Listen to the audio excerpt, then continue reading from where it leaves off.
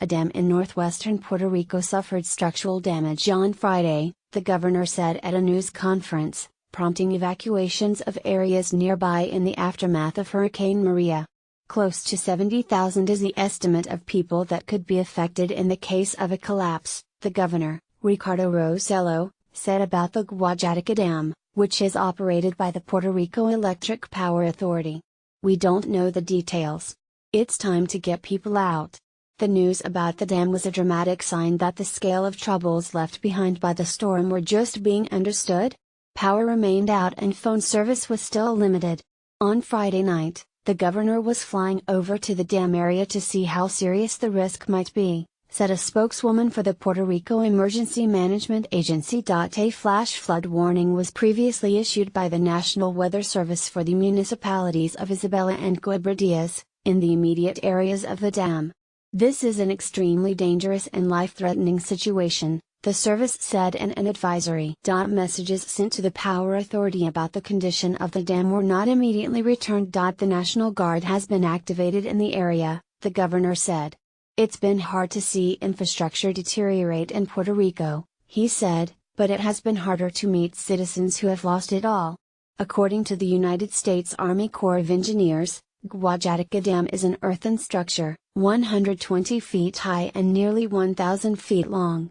It was built in the mid-1920s by the Army Corps of Engineers, but is now owned by the Power Authority. It lies across the Guajataca River, forming a reservoir that can hold about 11 billion gallons of water that is used for drinking, irrigation and power generation. Sign up for the morning briefing for hurricane news and a daily look at what you need to know to begin your day. See how the storm traveled across Puerto Rico, and here is a guide on how to help victims. Officials in Puerto Rico were corralling incoming aid as rescue and recovery efforts continued after the storm, Mr. Rossello said on MSNBC on Friday.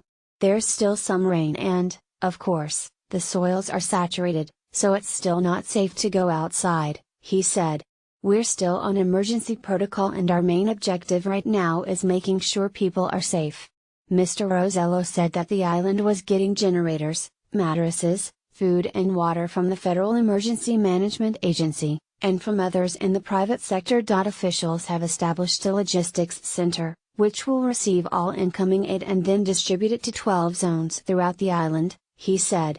"The people of Puerto Rico are really being tremendous under these circumstances," he said. Some elderly residents had been found in rural areas without food and necessary medication, Carmen Yulín Cruz, the mayor of San Juan, said on CNN on Friday. "My biggest fear is that we don't get to those that need it," she said. "If we get to an elderly home too late, the situation of care will be disastrous." Early reports indicated there was minimal damage to the country. In a statement late Thursday, the Ministry of Tourism said that the tourism industry was not directly impacted by the hurricane. The industry fuels a large portion of the economy. So far in 2017, at least 5 million tourists have visited the country. In the north, the situation is under control despite intermittent rains and moderate winds that have caused some trees to fall, said Julio Almonte, Vice Minister of Tourism for the Dominican Republic's northern zone. "We have toured the area and can report that the hotel infrastructure has not suffered any damage and that electricity and water services are working."